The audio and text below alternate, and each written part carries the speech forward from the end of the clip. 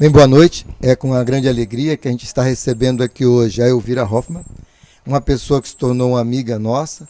A Elvira, ela hoje trabalha como professora voluntária na Unicinos e é uma pessoa que já rodou praticamente o mundo inteiro e ela tem um estudo, né? Ela trabalha, ela pesquisa muito a mitologia grega. E a Elvira é a voz-over do nosso documentário que foi contemplado pela Lei Paulo Gustavo, que é o documentário do Dr. Araguaia.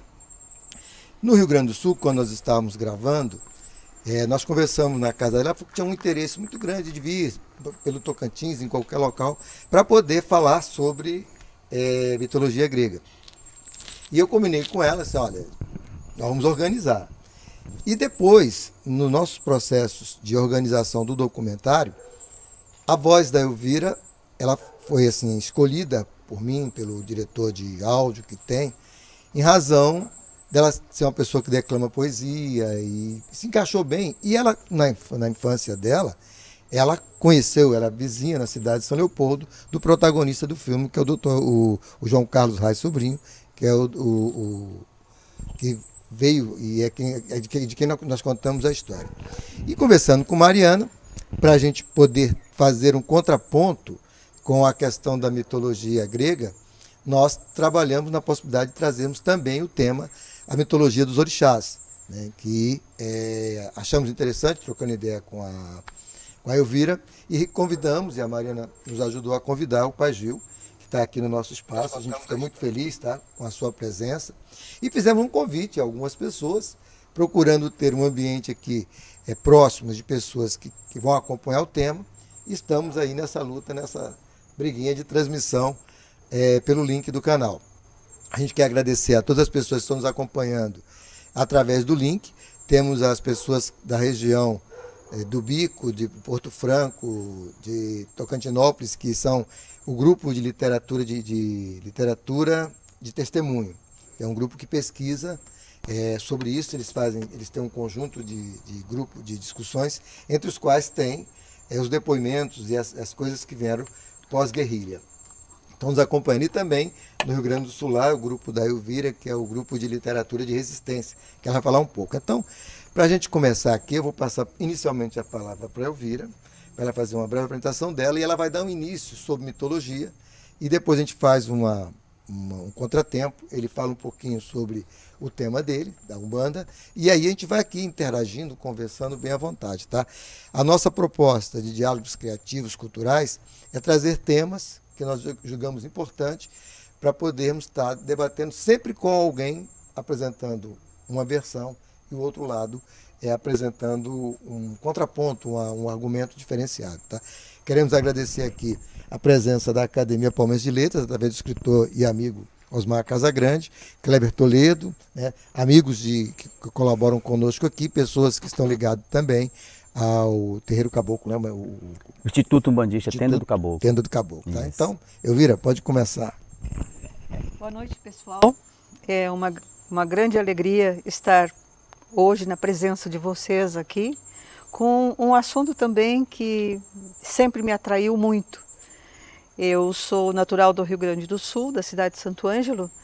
Sou formada em letras, português, francês e formada em música também. E o meu mestrado é mestrado em semiótica. É quase o samba do crioulo doido, vocês podem ver. Mas a minha matéria predileta sempre foi mitologia grega. E como é que nasceu essa paixão? Nasceu quando eu tinha 9 anos de idade. Nasceu quando eu era muito, muito menina. Porque meu pai me deu de presente um livro de Monteiro Lobato chamado O Minotauro.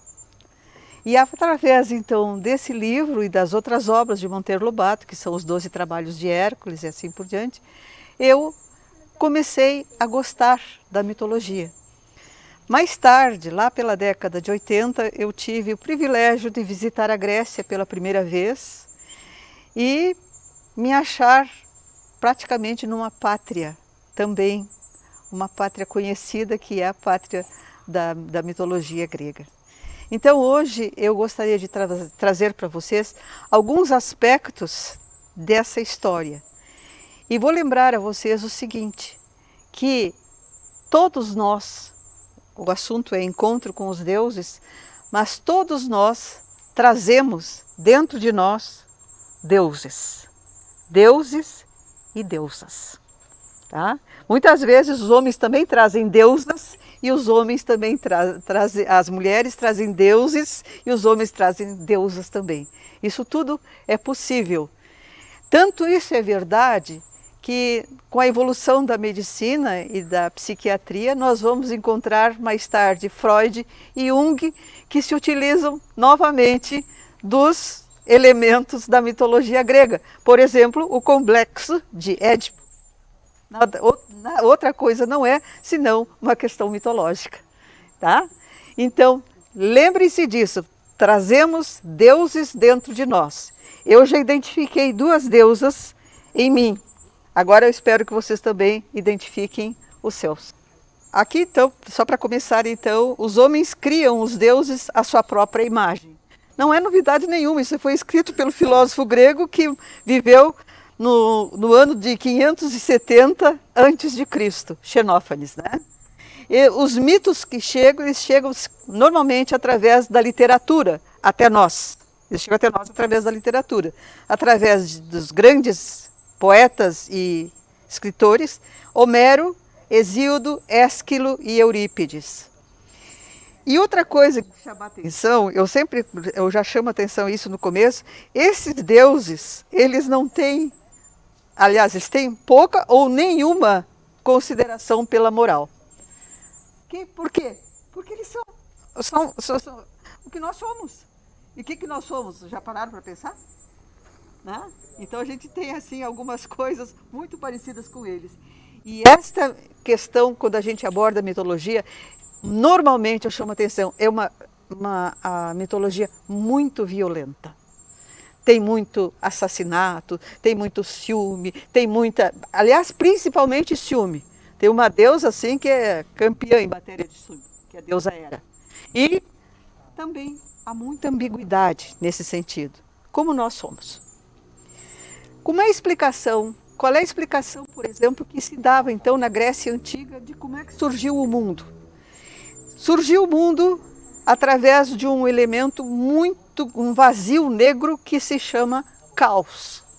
Né? O caos, todo mundo explica na Grécia Antiga, teria surgido assim. E aí, deste vazio, teria surgido uma coisa chamada força criadora. E o que me chama a atenção, eu vou chamar a atenção para vocês a respeito da questão do ovo, que essa é uma das explicações que existem para o surgimento do mundo. É uma delas. Eu vou falar sobre a segunda de maneira especial. Eurínome era uma deusa que assumiu a forma de uma pomba e pôs um ovo. É uma ave, né? Pôs um ovo. Ao redor do qual a serpente Orfeão se enrodilhou. E o que aconteceu quando ela se enrodilhou? Ela esquentou esse ovo. Como todo ovo precisa de aquecimento, né? Olha só a relação que se faz. A próxima vez que vocês olharem para um ovo, prestem atenção, que pode ter sido o surgimento, a explicação para o surgimento do mundo. E aí então, esse ovo chocou e aí surgiram esses elementos divinos. Aqui tenho a figura do ovo sendo cercado pelo Orfeão. Eu chamo a atenção também que a palavra Orfeão, hoje em dia, outra coisa não é senão um conjunto de música. Né? Também, Orfeão. E, no entanto, era uma serpente meu Deus, do tempo antigo mesmo. Eles foram morar no Olimpo, que é a morada dos deuses, né? Mas eles brigaram, se desentenderam. Olha o começo da violência já aqui. E aí o que ela deusa, essa Eurínome fez? Ela exilou o Orfeão, essa serpente, para ir viver na morada dos mortos. E agora nós temos aqui uma outra versão. Essa versão é Gaia. Gaia, hoje em dia, nós conhecemos muito bem, porque nós dizemos que Gaia é a Terra. Né? E ela teria sido a criadora primordial. Ela é diferente, então, dessa Eurínome anterior. E ela e Urano, o céu, Urano, que hoje em dia é um planeta, né? Tem o nome do planeta, eles se unem, se apaixonam e ele lança as águas fecundantes sobre a superfície da Terra, então sobre a superfície de Gaia. E dessa união nasceram as raças mais antigas, bem como os lagos e os oceanos. E aqui então vocês têm o nascimento dos ciclopes, dos titãs, dos hecatônquiros, não é palavrão, viu? Hecaton, daí vem a palavra hecatombe, todo mundo fala em hecatombe, hecatônquiros, porque hecaton quer dizer 100, eu já vou explicar. E esses hecatônquiros, olha ali a que figurinha do hecatônquiro, olha ali Vinícius, olha só, ele tem 100 mãos, hecaton em grego quer dizer 100, tem 100, e o outro, o ciclope, ele tem apenas um olho, da mitologia grega então, né? E acontece o seguinte, que esse Urano, primeiro Deus da primeira geração, ele era muito fértil e ele não parava de engravidar a mulher dele, a Gaia. E a Gaia não aguentava mais ter tanto filho. E ela vai e se queixa para um dos filhos deles, que se chama Cronos. Vejam bem, a palavra Cronos, para nós é tempo. Cronologia, cronômetro. E quando eu digo o seguinte, pessoal, nós falamos grego e não nos damos conta disso. Nós passamos o tempo falando grego e a gente não se dá conta. Ai, o grego é uma língua difícil. Não, nós falamos grego, cronômetro. Né? Que outra coisa não é senão isso. Meteoro. É grego também? Tudo isso é grego. Aí o que foi o que fez o Cronos? Ele vai, a mãe dele se queixa que ela não aguentava mais ter filhos. E o que ele faz? Ele castra o próprio pai. É o Cronos que faz isso. E ele joga os testículos do pai no mar. E agora prestem bem atenção o que foi que aconteceu. Nasce a deusa da beleza, a deusa do amor. Ela nasce sozinha destes testículos, que é a deusa chamada Afrodite, que vai aprontar poucas e boas na história da mitologia. Tá? Esse Cronos, então, eles têm o sucessor dele, o segundo, ele se une a uma outra deusa chamada Reia, e dessa união nasceram esses 6 deuses. Poseidon, que também é chamado de Netuno, que é o deus do mar. Hades, que é o deus do mundo inferior. Héstia, que é a deusa do lar, que a gente quase não ouve falar nela. Zeus, ou Júpiter, entre os romanos, porque um detalhe aqui, os romanos gostavam muito, eles eram extremamente poderosos do ponto de vista militar, mas eles tinham uma certa admiração, para não dizer inveja, dos deuses gregos, então eles trocavam os nomes, mas os deuses eram o mesmo. Então, quando eu falar em Zeus e falar em Júpiter, é a mesma coisa. Tá? Quando eu falar em Poseidon e Netuno, é a mesma coisa também. Temos a Hera, que é a outra filha do Cronos e da Reia, e temos a deusa Deméter também. E aí, Cronos morria de medo de que alguma coisa acontecesse com ele como tinha acontecido com o pai dele, isto é, que um dos filhos aprontasse para ele. E o que ele fazia? Cada vez que a sua esposa tinha um filhinho, ele pega e devora os filhos. Ele come os filhos. Comeu todos, menos um. Menos um. Ele não vai, na última, a esposa dele enganou ele. Ela enrola, quando ela deu à luz a esse Deus, esse menino, esse filho, ela enrolou um tijolo, uma espécie de um tijolo, uma pedra. E o Cronos era tão atacado, atucanado, que nem prestou atenção para o que estava fazendo e engoliu, em vez de engolir o filho, ele engoliu uma pedra. E o filho, esse, sobreviveu e foi escondido. E foi escondido e vai ser escondido na cidade de Creta, naquela região, fica bem no sul da Grécia, né? E ele é cuidado pelas ninfas e pela avó dele, que é a Gaia. E ele é amamentado por uma cabra, já que a mãe dele não estava presente, a cabra precisou amamentá-lo. E ela se chamava Amalteia, e olha só que coisa bacana. Amalteia, mais tarde, ela morre e é elevada ao espaço, ao céu, onde ela se torna a constelação de Capricórnio. Portanto, quem for de Capricórnio aqui já sabe que tem a influência da Amalteia, que é aquela que alimentou os Zeus. Aí então, o Zeus sobrevive, cresce, se torna um ser poderoso, mas extremamente solitário.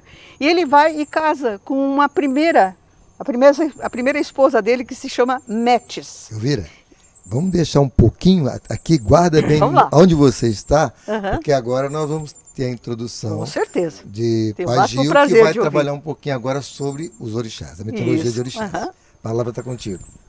Boa noite, salve, salve todos, um axé. Para quem não me conhece ainda, eu me chamo Gil Denner Souza, né? Conhecido como Pai Gil. Eu sou fundador do Instituto Umbandista Tenda do Caboclo. Temos 16 anos de fundado já, aqui em Palmas. E sou escritor, estou lançando meu segundo livro agora, mais tardar no final do mês de junho. Já lancei o primeiro com um grande resultado positivo na área da Umbanda. Fui o primeiro sacerdote de Umbanda a escrever um livro com a temática umbandista aqui no estado do Tocantins, né? E também o primeiro sacerdote a fundar um instituto de Umbanda. Geralmente tem terreiros, casas, a gente abriu um instituto para agregar mais trabalho social, esportivo, cultural e literário também. E também é o primeiro instituto do estado do Tocantins a adquirir a utilidade pública do estado do Tocantins. Então nós temos aí uma grande caminhada. E eu sou sacerdote de Umbanda, né? E quando eu recebi o convite, né, através da Mariana, que já é na nossa casa também, e eu fiquei muito feliz, porque a gente fala muito nas questões das mitologias, né? A gente fala para qualquer crença ou para qualquer público, a mitologia grega, né, que é bem conhecida, a mais conhecida se não, a mitologia nórdica, romana e outras demais. Mas quando a gente fala mitologia africana, acaba tendo um pouco de receio pelo preconceito cultural enraizado na nossa história, né? Então a gente acaba, quando a gente fala, vamos falar dos nórdicos, é bonito, é loiro, é branco, tem tudo a ver com a branquitude, então é legal, pode ser. O livro, eu falei para um pastor uma vez sobre os novos níveis, novos mundos da mitologia nórdica, né? E eles, né, são 9 mundos espirituais distintos um do outro, mas quando a gente fala de mitologia africana, acaba tendo aquele baque. Então, sim, os orixás, a mitologia grega tem os deuses mais importantes que moravam no Olimpo, né? E os semideuses que se relacionavam com os homens, os humanos, enfim, eram os menos importantes, entre aspas, né? Na literatura, a mitologia iorubá não foge também essa mesma história. Ao mesmo tempo que a Grécia tinha a sua mitologia, a África também tinha a sua. E a cosmogonia, a existência do mundo para a mitologia africana, a partir dos orixás, que são mitologia iorubá, daquela região que hoje se torna a Nigéria, ela tem muito a ver com a mesma criação, quase que parecido, as mesmas temáticas de criação do mundo, né, que é o caos. E o caos ele é criado por um deus chamado Exu, né? Exu ele é o deus do vazio absoluto, da escuridão eterna, do caos profundo. E depois ele se torna aquilo que se concretiza, aquilo que é criado a partir do nada. Então o Exu seria a mesma criação, da mesma forma. Com a chegada dos povos escravizados da África para o Brasil, então a gente tem primeiro contato com a mitologia africana, que nós chamamos de orixá. Orixá é uma corruptela de 2 palavras iorubanas, que significa ori, direção, frente, chá significa pai. Então, Deus que é o meu pai, então o meu pai que me guia, orixá seria aquele que me dá direcionamento. Então, a mitologia africana, primeiro nos cultos africanos, básicos de raiz, são conhecidos como os deuses. Porém, a diversa literatura pode apontar que as religiões de matriz africanas, elas podem ter um entendimento como uma crença politeísta ou monoteísta. Porque existe, assim como a grega, um dos deuses maiores, na africana também tem o deus maior, que é chamado de Olodumare. Então, o Olodumare é o grande criador de tudo e de todos os universos. Então, seria um Deus único com seus semideuses mais humanizado, digamos assim. Então, quando você chega para dentro da mitologia iorubá, nós temos as mesmas condições que as demais. Poseidon, Deus do mar, né, das águas revoltas. Nós temos o Lokun e Iemanjá, que são os deuses, os orixás que regem os mares. Em todas as fontes naturais vamos ter uma associação com um orixá. Enquanto nós falamos aqui nessa região de Cachoeira, estamos falando da vibração, da potencialidade da Mãe Oxum. Então, né? Que seria na mitologia grega a mesma senhora, a mesma mitologia, a mesma deusa da beleza, a mesma deusa da sensualidade, que seria Afrodite. Então nós temos essas comparações, diversas mitologias. Nós vamos estar na mitologia nórdica, por exemplo, nós temos Deus Loki, que é o deus da guerra, do caos, da morte. Dentro do panteão africano seria o próprio orixá Exu, uma das suas diversificações. Então, se fazer um passeio por dentro das mitologias, a africana não foge muito à realidade das demais. O que foge mais é nesse entendimento nosso que é ocidental pelo preconceito, porque acha que a mitologia africana é coisa de preto, porque o Brasil foi criado sobre, né, a força da escravidão. Então acaba trazendo tudo que é relacionado à África, como se a África nascesse há 500 anos atrás, assim, quando começou a existência do Brasil aqui pelos portugueses, mas não é. A África é o berço da civilização.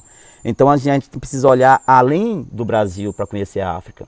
Primeiro pela sua mitologia trazida e depois por uma imersão, mergulhar realmente dentro dessa história, dentro desse caminhar específico que é a mitologia.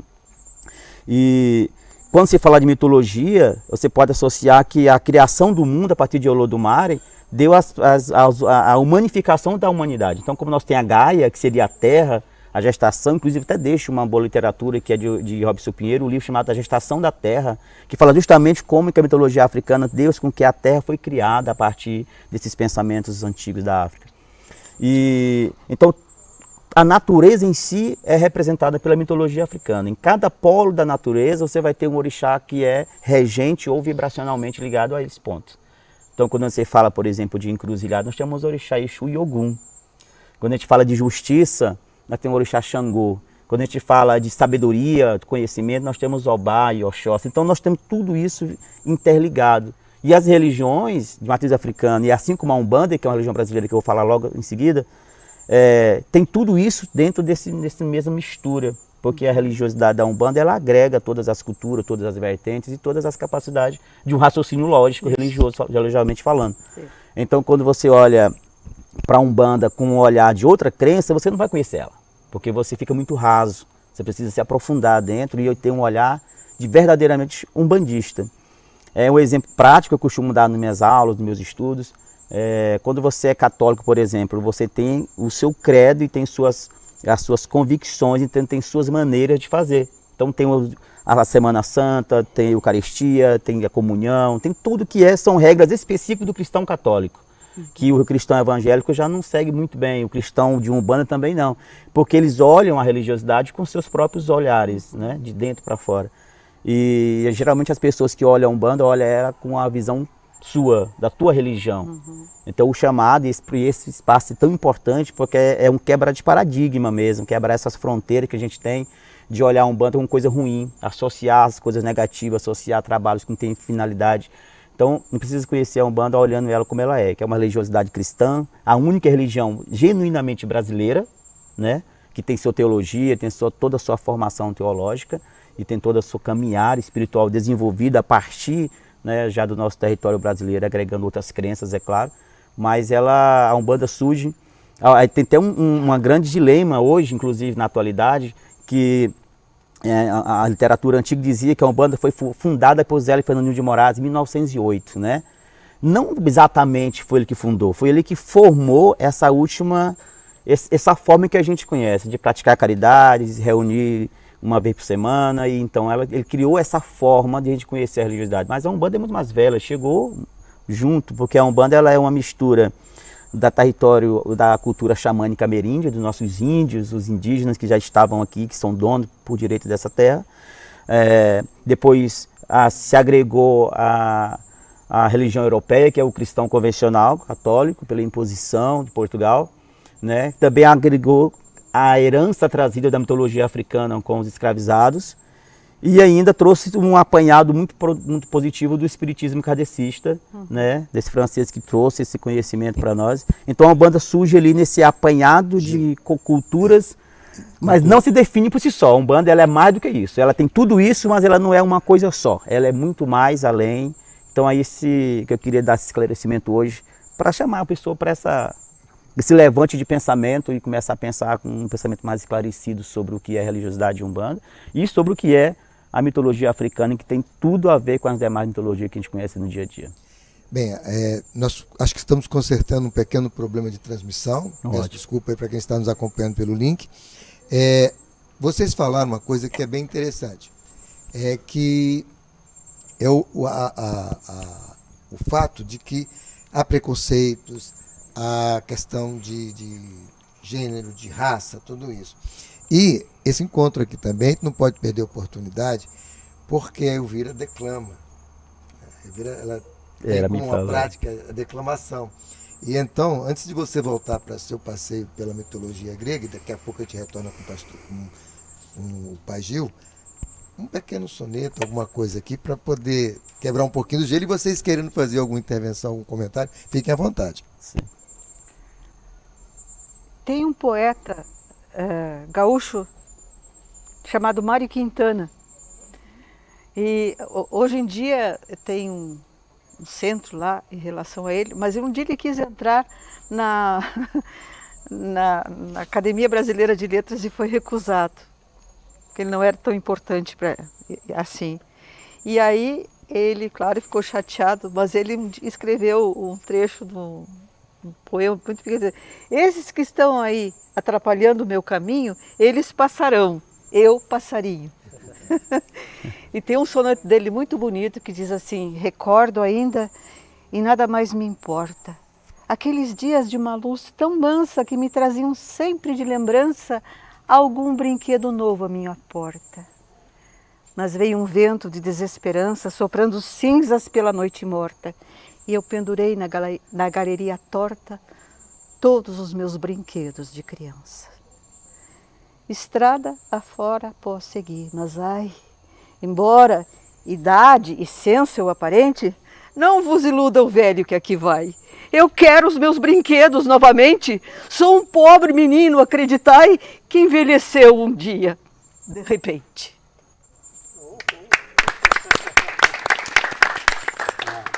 Nós vamos estar fazendo essa interpelação, e aí vocês, agora eu vou passar para a Elvira contar um pouquinho mais da evolução da mitologia grega, né? E depois você retorna e naturalmente pode se preparando para ter alguma apresentação também semicultural. Ótimo. Oi, Elvira, para continuar com ela. E vocês aqui à vontade, qualquer intervenção, qualquer dúvida também. Só para dar uma continuidade, falando sobre a primeira esposa de Zeus, ela conhecia o jeito de fazer ele vomitar, o Cronos vomitar. Ela deu um elixir para que o Cronos vomitasse os irmãos de Zeus, né, que estavam lá no seu estômago, vivos ainda, e ele tomou esse elixir e vomitou. E o nome dele, eu queria chamar a atenção para vocês, porque eu descobri isso muito tempo depois, e nunca ninguém tinha me ensinado. O nome dela era Metis. Hoje em dia, se vocês tomarem um remédio que vai forçar vocês a colocar o estômago de volta para fora, é emético o nome do remédio. Emético. De onde é que saiu? De Metis, pessoal. Da deusa essa. Eu não sabia. E eu descobri, eu vou contar para vocês, eu descobri sozinha. Ninguém me contou. Mas é verdade. É a pura verdade. Então, ele vomita, o Cronos vomita, né? E ele vai combater o filho, que ele não aceitava, naturalmente, que o filho dele fosse combatê-lo. E Zeus, ele se alia aos ciclopes e aos gigantes, aqueles que tinham 100 mãos, os hecatônquiros, daí a palavra hecatombe, né? Então, ele vai derrotar o pai. O que ele faz? O irmão dele, um dos irmãos dele que renasce, para falar a verdade, ele é um deus, que é o deus do subterrâneo. Ele rouba as armas de Cronos, tira as armas do pai dele, que estava distraído, porque ele era invisível, ele tinha a capacidade da invisibilidade, esse Hades aqui. O Poseidon, que é o Netuno, esse do deus do mar, ele distrai com um tridente. Ele sempre tem um tridente que ele bate no chão assim e provoca terremotos, né? Os Zeus usam os raios, os gigantes e os ciclopes lançam umas pedras enormes. E ele então é derrotado Isso, o seu exército é jogado no Tártaro. O Tártaro, outra coisa, não é só aquela coisa que a gente tem nos dentes, muitas vezes que o dentista tem que tirar, o Tártaro, mas o Tártaro é aquilo que nós chamaríamos de inferno. Porque entre os gregos, o inferno é uma coisa muito interessante. Os deuses do Olimpo, então. Aqui, essa montanha existe mesmo. Essa é a montanha do Olimpo que fica na Grécia. Essa é a primeira deusa que nós vamos conhecer, que se chama Hera. Ela é irmã e esposa de Zeus. E era extremamente, mas extremamente ciumenta. E me chama a atenção o seguinte, que ela perseguia, ela brigava, ela maltratava as amantes do marido. Quisessem essas amantes ser ou não ser amantes dos Zeus, ela perseguia elas, as rivais dela. Mas o marido dela ela nunca perseguiu. O marido ela deixava passar, deixava acontecer. E existem pessoas, existem mulheres que são assim. Elas brigam com as amantes, mas não brigam com os maridos. Só para chamar. Extremamente ciumenta. E por causa disso, pela essa ciumeira dela, ela é a protetora do casamento e do parto. E o seu deus, e o seu pássaro, perdão, é o pavão, que tem toda aquela figura, né, fantástica. Essa deusa aqui, é a segunda deusa da irmã, a mãe da filha de Cronos, irmã de Zeus, ela é a deusa virgem da lareira. Lareira, como você sabe, é aquele lugar da terra, da casa da gente, onde a gente acende o fogo, né, para se aquecer. Daí a palavra lar.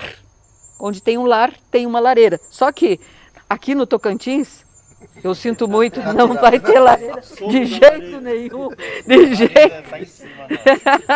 A lareira está lá em cima, né? Porque, francamente, que calorão. Ela é representada pela chama viva no centro do lar, do templo e da cidade. Então, é uma das deusas virgens. Essa deusa aqui, eu gosto muito dela, que é Deméter. Deméter, ela é a deusa da fertilidade.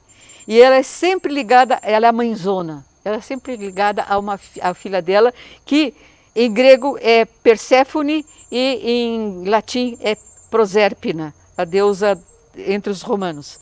Ela é muito maternal e ela é a deusa mãe que faz com que cresça do chão a alimentação, a agricultura.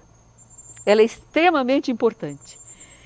Depois eu vou dizer para vocês por que ela é importante. Poseidon. Poseidon é o Netuno, esse deus do mar, extremamente mal-humorado. Mal-humorado, sempre de cara feia. Mas ele tem uma propriedade muito interessante, que ele criou o cavalo. E esse cavalo, mais tarde, ele vai negociar para ver se ele toma conta de uma cidade. Essa cidade, não tinha nome na época, é a cidade que mais tarde se tornou a cidade de Atenas, que hoje é a capital da Grécia. Ainda hoje é a capital da Grécia. E aqueles que moravam nessa cidade de Atenas, eles não quiseram o cavalo, eles quiseram a oferta da deusa Atena, que outra coisa não era senão a oliveira, de onde a gente tira a azeitona. A oliveira é muito mais importante para eles lá daquela terra do que o cavalo. E o Poseidon, claro que ficou perigosamente zangado, né? Porque ele era muito mal-humorado. Mas ele tinha esse tridente, né? E sacudia. Agora, quando vocês ouvirem falar de um maremoto, de um terremoto, qualquer coisa assim, de um tsunami, pode saber que foi o Poseidon que aprontou. Não esqueçam disso. Poseidon é o deus dos mares. Esse aqui é o deus da morte. É um deus solitário, coitado, sombrio, porque quando o Cronos foi derrotado, o Zeus chamou os seus irmãos e destinou para cada um deles um reino. E o reino que sobrou para o Poseidon foi o mar.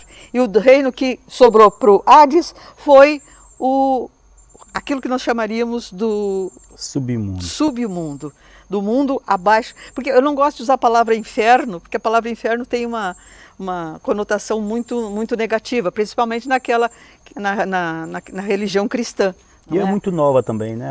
Exatamente. Esse mundo subterrâneo, prestem bem atenção, ele é dividido entre os Elíseos, os Campos Asphodel e o Tártaro. Vocês sabem como é que se chama o palácio em Paris do governo francês? Campos Elíseos. Por quê? Porque Campos Elíseos é o lugar, aquilo que corresponde ao nosso céu cristão.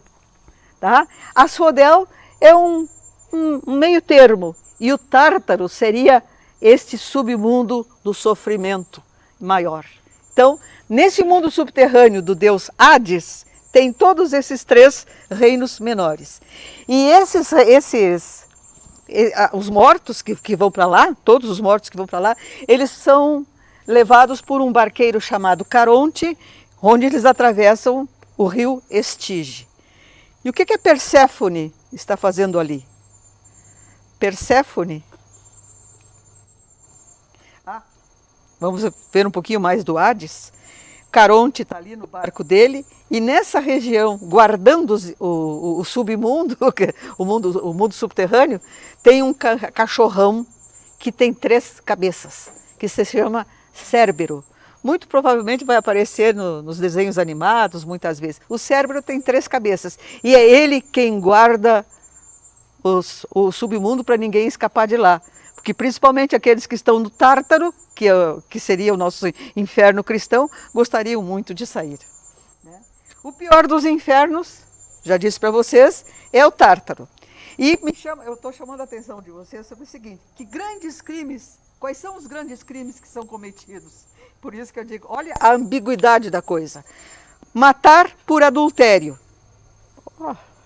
Matar por adultério. Traição, vai para o inferno, deles. Estuprar a filha, prestem bem atenção, as outras podem ser estupradas. O estupro, na mitologia grega, é extremamente comum, mas a filha não. Estuprou a filha, vai direto para o inferno. E roubar toda a riqueza de alguém. Eu estava vendo que, muito provavelmente, se os infernos realmente existirem, tem muita gente que está indo para lá, principalmente da região de Brasília, né? Os Campos Elíseos, já falei para vocês, é a morada dos heróis, onde está tudo verde, tudo bonito, o sol sempre brilha, parece o Tocantins, mas não é tão quente. Não é tão quente, é bem agradável a temperatura.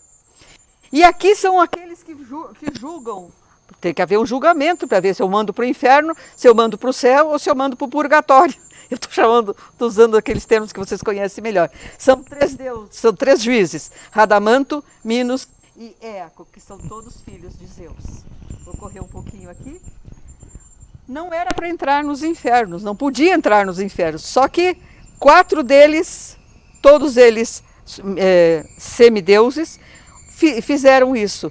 Héracles, ou Hércules, como a gente conhece, Orfeu, que foi em busca da esposa, Teseu e Sísifo. E aqui nós vamos conhecer umas figurinhas interessantes chamadas eríneas. Elas nasceram das gotas do Urano, quando ele foi castrado, elas nasceram dali. E elas moram num lugar chamado Érebo, e elas são aquelas que botam ordem na mitologia. São aquelas, escreveu, não leu, o pau comeu. E eram muito brabas, muito brabas. E elas atormentavam sem dó nem piedade aqueles que elas perseguiam. Elvira, dá uma seguradinha aí na terceira fase e vamos ouvir aqui um pouquinho do Vou Pai Gil. falar sobre Perséfone depois. Segura aí, grava aqui e aí o Pai Gil vai trazer um pouquinho, você quer alguma declamação, algum canto, alguma coisa, ou já entrando direto? Vamos direto. Então vamos direto. Inclusive, se alguém quiser perguntar, fica à vontade, né? Então pode ir direto na Umbanda mesmo? Pode seguir, já? vai pra Umbanda. Pronto. Então, gente, a Umbanda, né? Palavra sânscrito, né? Que significa curador, né? Aquele que veio para curar, né? E a gente conhece essa palavra a partir de 1908, né? Com a manifestação de um caboclo chamado das 7 Encruzilhadas, que seria a reencarnação de um frei cristão, né? Chamado Malagridas, né? E ele seria uma reencarnação futura de um caboclo brasileiro que se chamava Pena Branca. Então, depois se tornou o caboclo Seta Branca e depois das 7 Encruzilhadas. Então ele chega e manifesta no centro kardecista no Rio de Janeiro, na cidade de Niterói, em 1908, E pela primeira vez o povo brasileiro começa a ver essa palavra chamada Umbanda, que no sentido português seria a manifestação do espírito para a prática da caridade. Então, se tudo que foge à caridade já não é mais Umbanda. Tudo que foge ou que fira o livre-arbítrio não é Umbanda. Qualquer outra coisa que possa se chamar. Então a Umbanda ela é sempre caritativa e sempre o bem-estar físico e espiritual do irmão que pratica e dos que vão em busca de algum auxílio espiritual. Então a Umbanda surge aí com esse dilema do Zé Fernandinho, mas ele não criou a Umbanda, ele criou a forma mais conhecida que nós temos. Antes tinha o Calundu, que era a revolta dos negros fujões, digamos assim, para os quilombos. Então até que criou o primeiro quilombo famoso, que é o Quilombo dos Palmares. E dali tinha um que chamava o Calundu, que significava que é raiva, ressentimento. Então quando eles fugiam, eles tentavam fazer algum tipo de magia que já trazia do seu conhecimento africano para se vingar dos seus senhores ou da família dele, então atrapalhar, botar fogo na cana, enfim. E posteriormente no Rio de Janeiro se consolidou então a macumba, chamada macumba carioca. Por causa da macumba, por causa do instrumento, que é um instrumento sagrado na África, que é como se fosse uma flauta, mas que é de tocar, chamado macumba, que é feito de uma árvore sagrada na África. Então, ficou pejorativamente chamando as pessoas que praticavam a macumba de macumbeiros. Né? Então, até hoje tem esse lado pejorativo de falar macumba por causa do instrumento musical, que é muito comum em África e em todo o seu continente. Então, a Umbanda surge nessa época, em 1908, basicamente, desse formato que a gente tem. E é uma religiosidade genuinamente brasileira, porque tudo que ela precisava já estavam aqui. A mitologia africana dos orixás, a questão indígena, a questão do kardecismo e a questão cristã convencional. Então a Umbanda é uma religião monoteísta, ou seja, é igualzinha à mitologia antiga, só tem um único Deus. É uma religião cristã, porque tem um sincretismo muito forte, muito arraigado. O sincretismo foi a necessidade de resistência da cultura africana no Brasil pela perseguição e a imposição de todos os africanos serem convertidos no cristianismo. Então, por exemplo, você não vê no terreiro de Candomblé, no terreiro de Umbanda, um preto velho com seu nome original, porque foi obrigado à convenção. Então, um preto velho que se chamava, qualquer que fosse o nome Yorubá, tinha que ser chamado João. Então, você está acostumado a ver no terreiro o pai João, pai Joaquim, mãe Maria, porque é os nomes santos, porque eles acreditavam que, dando o nome santo para os africanos, pelo menos isso eles estavam ajudando de alguma forma quando eles morressem. Era a forma de um batismo cristão. Então, a Umbanda surge nesse caos. Tem um livro muito famoso que também tem o outro lado, o lado político. A Umbanda não foi criada só pela espiritualidade. Tem a parte política, que foi muito importante na era Vargas, que é política, Umbanda e política. Foi escrito em 1969 e os anos 70 também, foi finalizado nos anos 80. Então é um livro que tem 3 décadas de existência, com vários atores vendo a perspectiva da Umbanda em diversos momentos da história do Brasil, sobretudo a história política, e tem tudo a ver com a história de Brasília, porque eram grandes influenciadores do exército brasileiro, que trabalhavam no palácio junto com o presidente da época, que a partir de vários manifestos obrigou ou conseguiu, de uma certa forma, conseguir que Getúlio Vargas, então, na época, presidente do Brasil, homologasse como Umbanda sendo a única e a primeira religião criada genuinamente dentro do território brasileiro, e até hoje é isso. Então, quando você fala de Umbanda, não é uma coisa longe da gente. A Umbanda é uma religiosidade criada genuinamente do Brasil para o Brasil, porque a Umbanda se tornou, como o nome é médico, de cura para todo mundo, era a salvaguarda das pessoas que menos necessitavam. Você não tinha um médico para ir na tua casa todos os dias, você não tinha um advogado para ir na casa todos, então você tinha a Umbanda. Você ia para o fundo de quintal e lá você era atendido pelos médicos espirituais, você era atendido pelos caboclos, preto velho, que eu te orientava nas causas do dia a dia e nos engüentos de saúde, de cura, tanto física quanto as enfermidades espirituais, né? As grandes mazelas psíquicas. Então de lá para cá, hoje a Umbanda faz no dia 15 de novembro, que é o Dia Nacional da Umbanda, 106 anos contando do dia 8 de novembro de 1908. De lá para cá a Umbanda ganhou muito volume, cresceu demais, desenvolveu bastante. Isso, meado de década de 80, foi um prato feito para os charlatanismos tomarem conta. Porque a Umbanda era liberada, então assim, todo mundo queria fazer qualquer coisa, colocava uma placa de Umbanda.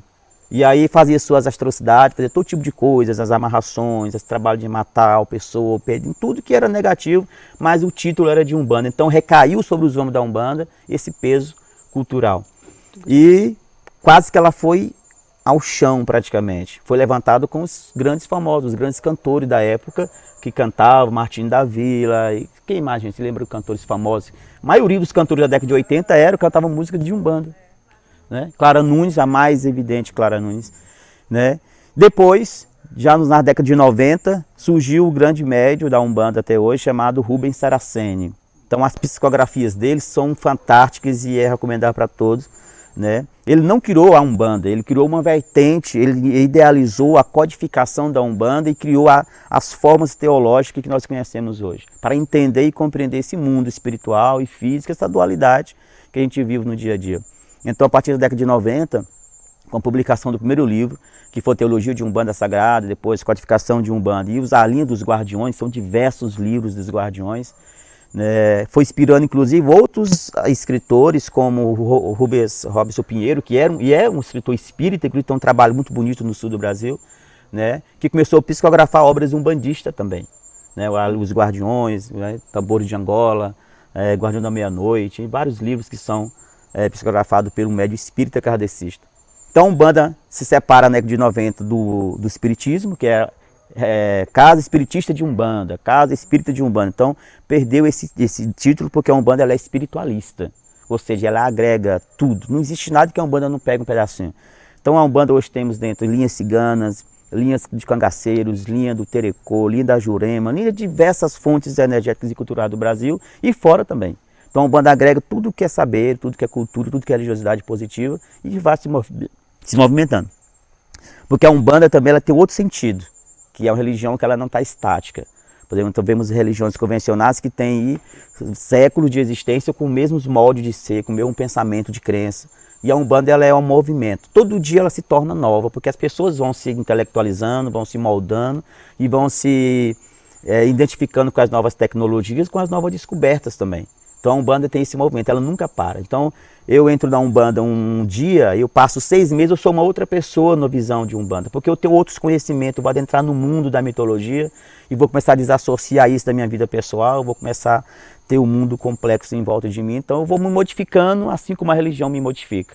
Porque a Umbanda entende que se você parar no tempo, você não vai agregar, você vai deixar muitas pessoas de fora, né? Então quando você cria uma linha, que é um caminho único para seguir, então as outras pessoas que têm outros viés ficam de fora. Então você fica muito rotulado. Então a Umbanda aceita você o branco, o preto, o amarelo, o pardo, o indígena, o pobre, o rico, né? O gay, o não gay, qualquer situação. A Umbanda não tem discriminação. A Umbanda aceita todos e tudo, sem depender da sua condição social, sua condição espiritual, enfim. A Umbanda é um conjunto que agrega as personalidades. Além de ser um estilo de filosofia, é uma opção de vida. A Umbanda não é só você entrar num centro de Umbanda, rezar, orar, pedir para Deus.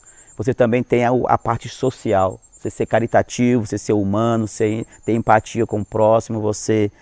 Para ser um bandista, você precisa trabalhar em prol do outro. Porque a gente acredita que tudo que a gente faz para o outro, na verdade, a necessidade é nossa e a evolução vem para o nosso campo também. Então a Umbanda trabalha com caridade, com ajuda ao próximo, de todas as maneiras possíveis, tanto físico, de cesta básica, a medicamento, a aconselhamento espiritual e orientação espiritual. Então a Umbanda ela traz um pouquinho de todas as religiões brasileiras dentro dela. Porque é formada com pessoas que já eram católicas, que já eram evangélicas, que já eram de outras religiões, né? Ou que nunca pertenciam a religião nenhuma. Eu conheço, agora nós temos muitos irmãos que se consideravam ateus. E ao começar a ir no terreiro, começou a sentir, mas eu estou sentindo coisa, mas eu sou ateu. Você está sentindo, então você não é. Você então busca, mas aí com certo conhecimento, buscando a história, a pessoa se converte. Não se converte, porque a Umbanda não converte ninguém. Você toma posse daquilo que você está necessitado, espiritualmente falando. E uma coisa que a Umbanda também faz, não vá atrás de fiel. Né? Isso é o bom da Umbanda, porque eu acho chato você estar domingo, bater na sua porta, ser cansado, eu quero converter, conhecer Jesus. Né? A Umbanda ela deixa você ali para quando você se sentir em paz com você mesmo e você ir ao encontro do sagrado. Então esse aqui é a Umbanda. Bem, Pai Gil, a gente está aqui dando uma condução nas nossas conversas para fazer o encerramento, para que o público, as pessoas presentes possam tirar suas dúvidas e esclarecimentos. Eu acho interessante nesse trabalho, quando a gente estuda, a gente pesquisa alguma coisa sobre isso, é que o fim, o resultado é a caridade, a fraternidade. É fazer o bem, não importa quem, as pessoas. Exato. E esses conflitos que existem entram, na minha opinião, por aquelas coisas que é um pouco de espaço de poder, eu quero mais, Exato. eu preciso angariar mais pessoas. E eu que tenho na origem católica, atuo, participo de comunidade batista, e eu sempre trabalho assim, gente, mas e o ser humano, e as pessoas, o que fazer para o próximo? E a gente convive com isso. Eu vou pedir para a Elvira continuar ali nas suas... A Elvira tem um detalhe, ela pode fazer essa apresentação dela em 30 minutos, 40 minutos, 4 horas ou 4 dias. Tá?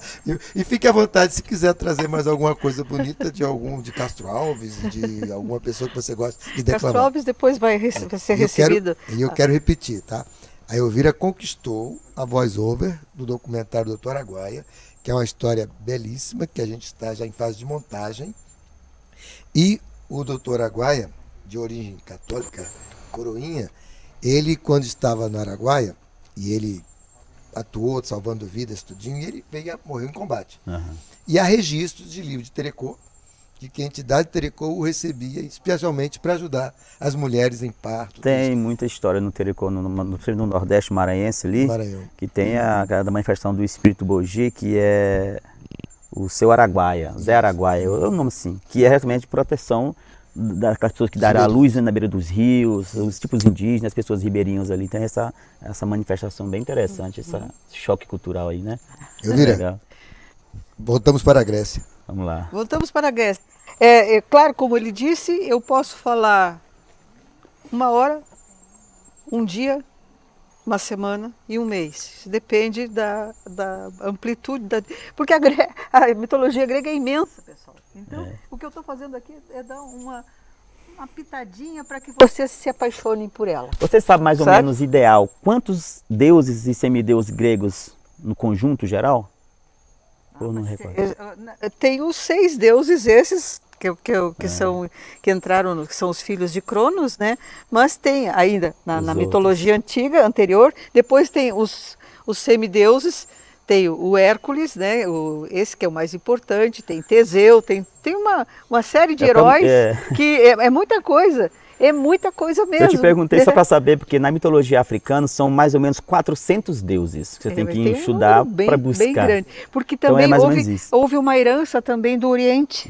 Também tem isso, né? É sempre isso, muda de nomes, mas a mesma personificação pela cultura. Pode ter vindo também do Egito, né? Porque quando tu falaste há pouco na África, a África seria o berço da humanidade, e é o berço da humanidade, tanto sob o ponto de vista biológico, que o homem nasceu lá, quanto sob o ponto de vista cultural, porque o Egito fica na África. As pessoas não se dão conta disso. Aliás, é a única civilização, me chamou a atenção isso, que fica no calor. Vamos de lá. Eu tô implicando, parece que eu estou implicando com o calor, não sei se vocês já notaram. Já baixou a temperatura, está mais fresco. Pode ver. Já baixamos a temperatura. Pois é, não, está muito bom agora, está muito bom. Essa aqui eu gostaria de falar sobre Perséfone, porque ela é filha de Zeus, daquela deusa da agricultura que se chama Deméter, e um dia o Eros, que é um outro deus, é o deus do amor, ele flechou o Hades, que é esse deus do submundo, ele flechou o Hades, e o Hades vai e se apaixona pela Perséfone. E ao se apaixonar por ela, ele chegou perto dela, querendo ser bonitinho, simpático, encantador, e ela detestou ele, né? Detestou. O que ele fez? Escreveu, não leu? Ele sequestra a Perséfone e a leva para o mundo subterrâneo. Ah, não prestou. A mãe ficou furiosa, essas mãezonas, sabe, Deméter, ficou zangadíssima. E o que ela fez? Procurou retomar a filha, mas o Hades já tinha se casado com ela. E aí o Zeus ficou assim, né? Não vou me meter, não é comigo. Isso aqui, deixa pra lá, vamos deixar como está. É. Lembrem-se, ela é a deusa da agricultura, ela é a deusa da fertilidade. Ela entrou em depressão. E ao entrar em depressão, ela se recusou peremptoriamente a permitir que a terra florescesse. E tudo começou a ficar virando deserto. desapareceu a plantação, desapareceram os peixes dos rios, etc. E tal. Foi um deserto total. Ah, é assim? Então agora vai ficar assim, não vai ter comida para ninguém. Comida, você sabe, é essencial. Em qualquer língua, em qualquer cultura. Se a gente não come, a gente não vive. E aí então o Zeus chamou o irmão dele, que é o Hades, e convenceu o Hades no seguinte: meio ano a Perséfone fica contigo, meio ano a Perséfone fica com a mãe. E aí, pessoal, é a explicação que os gregos dão para as 4 estações do ano. Na primavera, a Perséfone vai ao encontro da mãe e fica com ela até o verão. No outono, a Perséfone vai morar com o marido de novo e a mãe entra em tristeza de novo, fica chorando, tá chorando, e aí fica o inverno. E desaparece. Vocês já notaram que o inverno assim não tem muita flor, né? Não tem muita beleza, etc. E tal. Por quê? Porque a Perséfone está fazendo companhia para o marido. Eu não sei, né? Tem maridos e maridos. Né? Mas é uma boa explicação, não é? É uma boa explicação. Tu não acha, Vinícius? É, né? A Ártemis, essa aqui eu gosto muito dela. Ela é filha de Zeus e de Leto, e irmã gêmea de Apolo, o deus da beleza, o deus sol e tudo mais. Ele é a deusa da caça e da lua. Essa deusa da caça e da lua porque ela trouxe também alguma influência do Oriente.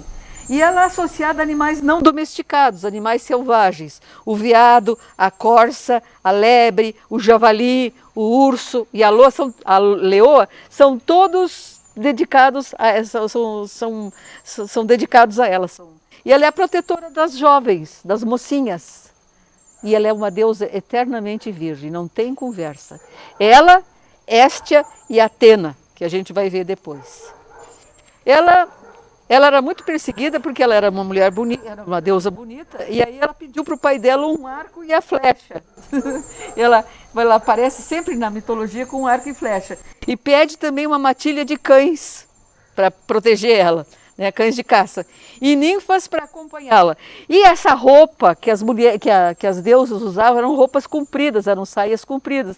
O que ela fez? Ela pediu licença para o pai dela para usar mini saia, que é que nós chamamos hoje em dia de mini saia, a túnica, para que ela pudesse correr à vontade, né? Porque as outras deusas todas usavam roupa comprida, só ela que usava mini saia. Ela era muito livre e ela é extremamente ligada à natureza, por isso que eu acho ela independente, ligada à natureza, eu a admiro profundamente. Eu vou pular a Níobe e vou entrar em Afrodite, que vocês já sabem que nasceu da espuma do mar. É a deusa do amor e da beleza, e é esposa de Hefesto. Hefesto, aconteceu uma coisa engraçada. Hefesto, ele é o deus da forja, é o deus que fez o tridente de Poseidon, que fez os raios de Zeus e todas as coisas assim. Só que ele era muito feio. Feio. Por que ele era tão feio? Porque o Hefesto não é filho de Zeus, ele é filho só de Hera. A Hera passava sendo corneada pelos Zeus. Era essa a expressão mesmo, ele arranjava amante em tudo que era lugar. Fosse deusa ou fosse mulher, humana, não fazia diferença. E um dia ela disse assim, é assim? Eu também vou poder gerar um deus. E ela vai e gera Hefesto. Ela engravida sem nenhuma participação da parte masculina. Só que ele era feinho. Ele não era bonito, o moço. O que a deusa fez? Jogou ele de lá de cima do Olimpo. Vocês viram a montanha, né? Jogou de cima do Olimpo o coitado do Hefesto. E ele ficou um deus muito feio. Mancava o coitado. Mas era muito inteligente, muito capaz. E aí, como ele era um deus muito feio, o Zeus resolveu consolá-lo, entregando para ele a deusa mais bonita que tinha no Olimpo, que é Afrodite. E eles se casaram. Vocês podem ver que não existe amor aqui, né? Existe apenas interesse. E o Zeus obrigou a Afrodite a se casar com o Hefesto. Só que a Afrodite era uma moça muito bonita, muito charmosa, e ela se torna amante de Ares, que é o deus da guerra para nós, que é o único filho que o Zeus teve com a deusa Hera. O único filho que ele teve com a terceira esposa dele é a terceira esposa. Tá? Metis foi a primeira, Temis foi a segunda, eu não vou falar sobre ela, mas a terceira foi Hera, e continuou assim. E aí, então, o que o Hefesto fica sabendo que ele estava criando chifres, né? Ficou muito zangado, muito chateado e resolveu se vingar dos amantes. E um dia que eles estavam num relacionamento muito simpático, por assim dizer, ele vai e joga em cima desses dois amantes, ele joga uma teia dourada. E aí ele faz o seguinte, ele chama todo o Olimpo para verificarem a traição da esposa dele com o Ares. Esperando que esses deuses achassem feio, imoral, indecente, uma traição. Pior de tudo é que os deuses caíram na risada. Todo homem corneado é ridicularizado. E é o caso de Hefesto, a mesma coisa. Coitado do Hefesto. Eu tenho muita pena dele. Ele foi... Afrodite, então, ela foi escolhida por Paris por ser a deusa mais bela que foi feito um concurso lá no Olimpo para saber quem era a mais bonita das deusas. Hera tentou comprar o Paris, esse que depois a gente vai ver que é da Guerra de Troia, ele tentou comprar dizendo assim, eu te dou todo o poder, porque eu sou a primeira esposa, né? A primeira dama, eu vou te dar todo o poder. A outra, a Atena, ela é a deusa dos exércitos, por incrível que pareça. Ares é o deus da luta, da guerra, mas a deusa dos exércitos é Atena, a filha predileta de Zeus. E o que ela faz? Ela faz, eu vou te dar o melhor exército do mundo para tu conquistares o que tu quiseres. E vai Afrodite, que é a terceira candidata, e diz assim, eu te dou a mulher mais bonita que tiver no universo. E o Paris, que não tinha interesse de guerra, eu acho, não tinha interesse de poder, vai e escolhe uma mulher. A mais bonita mulher que tinha. Só que isso aqui é um por maior, que é uma história que vai mais longe ainda, porque essa mulher era casada. Ah? O nascimento de Afrodite, que é muito bem representada, essa tela está na Itália, né, na cidade de... Oh meu Deus, aquela cidade que eu gosto tanto, que eu me esqueci do nome. Então, tem um museu maravilhoso lá, e essa Afrodite está lá, essa figura está lá. Os amores de Afrodite, então, Ares e Afrodite, Hefesto surpreende os amantes, que eu já contei para vocês, e ela também se apaixona por um moço que se chama Adonis. Hoje em dia, quando os moços são muito bonitos, eles são chamados de Adonis, porque ele era lindo de morrer, parecido contigo, assim. Tá?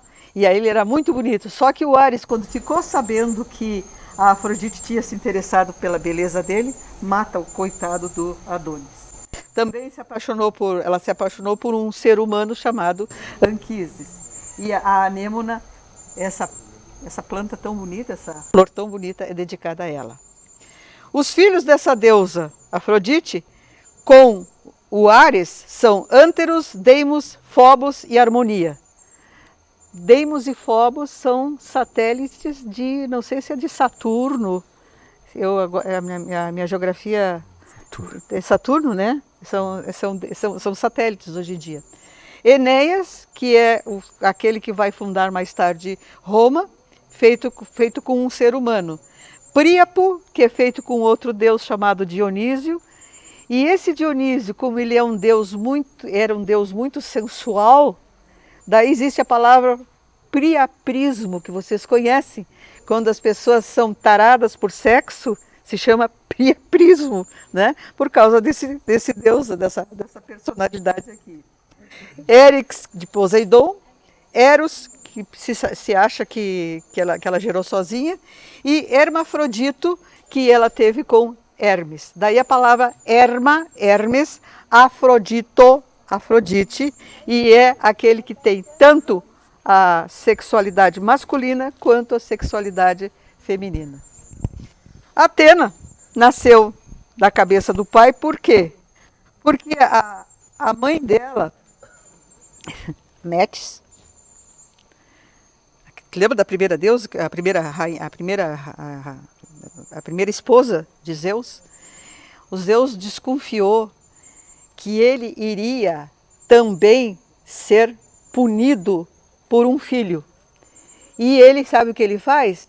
Ele convence a coitada da Metis a se transformar numa mosca. Preste atenção com as moscas. E o que foi? A coitada da Metis obedeceu o marido e ele vai e crau, come a mosca. Comer mosca hoje em dia tem outro sentido, né? Ficar comendo mosca não é o sentido desse. Aí o que aconteceu? Comeu a mosca, Metis desaparece. Só que a Metis estava grávida. E de repente o Zeus começou a sentir uns enjoos. Toda mulher que engravida fica enjoada. E o Zeus também começou a enjoar. E aquele enjoo, pessoal, em vez de ficar nessa região, subiu para a cabeça. E ele teve uma enxaqueca daquelas, mas uma dor de cabeça impossível. E ele vai então e chama o Hefesto, aquele que é o dono da forja, né? O irmão dele, e diz assim: arrebenta a minha cabeça que eu não aguento mais. E a gente, quem sofre de enxaqueca, sabe muito bem como dói a cabeça quando a gente está com dor de cabeça. E aí o Hefesto vai e arrebenta a cabeça dos Zeus, e dali sai uma moça, uma deusa, que se chama Atena, que vai ser a filha predileta de Zeus. Elvira, então, vamos aqui trabalhar um pouquinho, porque escutar um pouco dos questionamentos das pessoas, né? A gente quer dar essa oportunidade e haverá outra oportunidade de a gente continuar, porque assim, a mitologia grega é impossível a gente conseguir arrematar tudo. Eu avisei, né? Eu avisei. Logo em seguida a gente volta para um fechamento também. Mas a gente abre aqui para a rodada de perguntas, de algumas dúvidas, tanto para Elvira como para o Pai Gil, ou alguma coisa que achou interessante ou queira complementar. Tem um microfone que está vindo ali, mas se não tiver, a gente pode circular com esse aqui também. Tá? Então alguém queria fazer algum comentário, alguma coisa que é interessante para poder abordar, ou para o Pai Gil, então para Elvira? Bom, Elvira, primeiro, muito obrigada por compartilhar seu conhecimento. Você conseguiu fazer a gente passear em vários mitos da mitologia grega de uma forma leve e que, para nós, eu sou filha do Pai Gil e filha do Cabral, meus dois pais estão aqui. E a gente, dentro da tenda do caboclo, nós estudamos de um tudo. E tenho estudado recentemente os mitos egípcios e como que o Egito, na África, é o berço da nossa cultura. Que tudo aquilo que se fala ali no Egito, se estuda sobre o Egito, não na educação tradicional, mas na educação da nossa busca, o quanto que é base de um tudo. Tanto o Egito como o Oriente, eu não sei até que ponto o berço não é comum dos dois.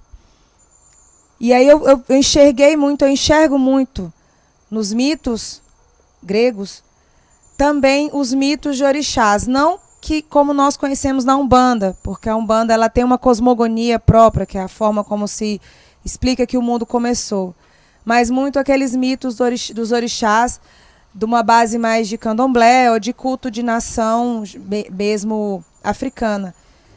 E que me parece ser a forma como nós humanos precisamos explicar como nós chegamos aqui e como nós somos. E me lembra muito também um pouco os arquétipos, que é outra coisa que nós temos na Umbanda, não em orixás, mas muito nas linhas, que o Pai Gil falou muito por cima, né? Os ciganos, os cangaceiros, enfim, a própria linha de Légua, de Terecô, que é muito como nós humanos somos. E aí você contando, como que a gente imagina, como que deuses têm sentimentos tão humanos, se nós crescemos, às vezes, vendo Deus como algo tão distante de nós. O Deus está em nós somos deuses também. E eu gostaria que tanto você, Elvira, como você, como também mestre em semiótica, que fala muito, que estuda muito o poder dos signos, Não os signos do zodíaco, que você já confessou pra gente que gosta também, mas os signos na linguagem, né, na própria semiótica, como que isso para nós, humanidade, é tão importante, que todas as nossas histórias, nós precisamos nos referir a um signo, seja em qual base histórica que nós estamos buscando para nos entender e nos explicar, seja em qual religião nós estamos nos expressando também, com todas as suas múltiplas teorias e múltiplas hierarquias e formas de explicar que, como o Pai Gil colocou no começo, parece muito mais do mesmo, mas cada uma com sua característica própria. Existe uma escritora ainda viva, ela deve estar com mais de 80 anos, chamada Jin Shinoda. Shinoda é nome japonês, porque ela é de origem japonesa. Bolen, ela é americana. E ela é psiquiatra, e ela escreveu 2 livros muito interessantes, Os Deuses e o Homem, e As Deusas e a Mulher. E nesse caso aí, ela fala sobre os arquétipos. Nós trazemos dentro de nós diversos arquétipos de deuses. Por isso que eu disse para vocês que nós somos deuses. Então ela analisa, por exemplo, como é que seria um deus, um homem, que se fosse o deus Hermes, né? Deus Hermes. Como é que ele seria? A história de Hermes conta que o Hermes era um deus, entre aspas, no bom sentido, tinhoso, porque primeiro dia que ele nasceu, ele roubou do meio-irmão dele, Apolo, um monte de gado. Isso foi a primeira coisa que ele fez. A segunda coisa que ele fez, no mesmo dia que ele nasceu, de tarde, ele criou a lira. A lira, essa que é tocada, né? Não tem nada a ver com o presidente do Congresso, lá não, presidente do Congresso, da Câmara dos Deputados, não tem nada a ver. A lira foi criada por ele. E aí o que acontece? Esse Deus, ele na verdade, ele passa a sensação, normalmente são pessoas que gostam muito de fazer negócio, porque nesse arquétipo, ele era o Deus dos negociantes e dos ladrões ao mesmo tempo. Tinha essa característica. E era um Deus mensageiro, porque era ele que levava as almas que morriam, das pessoas que morriam, e levava para o mundo subterrâneo. Era mensageiro também. Ele tinha outras diversas características, o Hermes. E aí, me metendo no teu campo, para dar uma resposta para ela, eu enxergo o Exu. Exu é mensageiro, é o guardião das encruzilhadas. Tem essa característica, não é? Olha só que coisa interessante. Um arquétipo grego e um arquétipo Hermes é considerado trimegidos, né? Que é o 13 vezes grande. Isso. Exu é tripolar, também é 13 vezes grande. E tem as mesmas potencialidades. Então ele está ligado. E é comparado em culturas distintas, em época diferente, Exu com Hermes. Quando se adentra no hermetismo, você vê muito isso. Essa busca interna. Vejam só. Tá vendo só? Isso é um exemplo. Outro exemplo que eu trago aqui é Dionísio. Dionísio, ele é o deus do vinho, e ele, pela antipatia de Hera, pelo ciúme de Hera, ele foi enlouquecido pela Hera. Então, ele é um deus assim meio esquisitão, sabe? Um deus maravilhoso, controversos, encantador. Né? Controvérsias. Mas ele inventou o vinho. E o que faz o vinho quando a gente começa a beber demais? A gente sai da casinha. E ao sair da casinha, a gente entra numa espécie de um surto. O que aconteceu? Os xamãs lá do hemisfério, lá dos Estados Unidos, então tem nos Estados Unidos e tem também na Mongólia, por exemplo. Eu achei xamã lá, pessoas xamãs lá na Mongólia. O que eles Eles entram numa espécie de um surto e começam a ter, né, vibrações dessa natureza, como as pessoas muitas vezes quando ficam alcoolizadas. Então, esse Deus, um Deus xamã, é associado também ao Deus Dioniso da Grécia. Para te responder isso, tá? Muito bem. Você falou em Dionísio, vinho, né? E a gente já está também caminhando para o nosso encerramento. Tá? Vamos brindar com vinhos, evidentemente. E eu queria, assim, pedir para o Pai Gil fazer suas considerações finais sobre essa proposta e depois a Elvira. Eu queria aproveitar apenas para já também, as pessoas que nos acompanham pelo link, daqui a uns 45, 60 dias, vamos fazer uma segunda rodada de diálogos criativos. E o tema, Kleber, já está definido. Vai ser um estrategista militar, que vai falar sobre guerra, e o Didi Meleno falando sobre o berço das religiões do Oriente Médio. E a gente vai chamar, não é apenas uma faixa de Gaza, e vai trabalhar essas questões, tanto da geopolítica militar, como também das questões religiosas que existem ali. Então, para as considerações finais, a gente só quer registrar que a gente quer terminar às 21 horas, que é o compromisso que a gente quer com as pessoas também que nos acompanham pelo link, tá? Certo. Considerações finais de vocês. Bom, primeiramente eu queria agradecer o convite mais uma vez, como eu falei no início já, e queria deixar também, apesar de já ter citado algumas obras no decorrer da minha fala, queria deixar a minha sua obra também, né? Queria que quisesse conhecer um pouco mais a Umbanda, assim, mais a fundo, mais a miúde. Eu ia trazer o livro físico, mas infelizmente quando eu recebi o convite já tinha passado à frente todas as minhas unidades. O primeiro livro que eu fiz chama Umbanda de Terreiro, que é justamente esse resgate cultural, essa energia de você vivenciar o seu dia a dia da Umbanda. Então é um livro meio cabeceira, que você passa ali uns 60 capítulos viajando em coisas da nossa realidade, todos os dias mesmo. Então é um livro que fala muito de quebra de paradigma e afasta muito essa Umbanda do mundo demoníaco criado por algumas religiões convencionais. Então, assim, abre, sabe, a gente não vive, a gente nem acredita nesses mundos como o cristão convencional acredita. E meu próximo livro chama Guardiões da Criação, que vai surgir logo em breve também, logo vai ter muita novidade. Vou estar te passando para você também ajudar na divulgação, porque isso é muito importante, porque a gente não pede nada, a gente pede só espaço para divulgação. E o interessante é que esse primeiro livro meu, ele já ganhei 2 prêmios com ele, né? Foi o primeiro livro do Estado do Tocantins, como eu falei, então eu ganhei o prêmio Dona Miúda, de Estado Dona Miúda, e agora ganhei em fevereiro do tal Paulo Ricardo também, como foi premiado como uma obra cultural do Estado do Tocantins. Então isso está sendo bem positivo. E no mais, queria agradecer e convidá-los, né? Vocês quiserem conhecer a Umbanda, sinta-se em casa, vá no Instituto Bandista Tenda do Caboclo, no centro de Palmas, estamos lá à disposição para sempre. E eu acho que vale a pena conhecer. Conhecer não é pertencer, conhecer é se permitir, né? Eu sempre falo isso. Muito obrigado. Elvira, considerações finais e um poema. Uma declamação. Outra? Sim, outra. Quem sabe, né?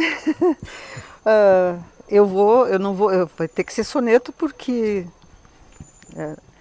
eu quero agradecer a atenção de vocês. Fico muito comovida, muito emocionada, muito satisfeita. E eu espero que isso que eu estou passando para vocês hoje seja a provocação de interesses maiores, para que vocês vão além daquilo que eu passei para vocês. Porque o conhecimento é uma coisa que precisa ser expandido, precisa ser colocado para todo mundo. E é isso que eu faço todas as vezes que eu faço as minhas palestras. E ela veio bater a minha porta e falou-me a sorrir subindo a escada. Bom dia, árvore velha e desfolhada. Eu respondi, bom dia, folha morta. Entrou e nunca mais me disse nada. Até que um dia, quando, pouco importa, ouvi canções na ramaria torta e ouvi bandos de noivos pela estrada. Chamou-me então e disse, vou-me embora. Sou a felicidade. Vive agora da lembrança do muito que eu te quis. E foi assim que, em plena primavera, só quando ela partiu contou quem era. E nunca mais eu me senti feliz.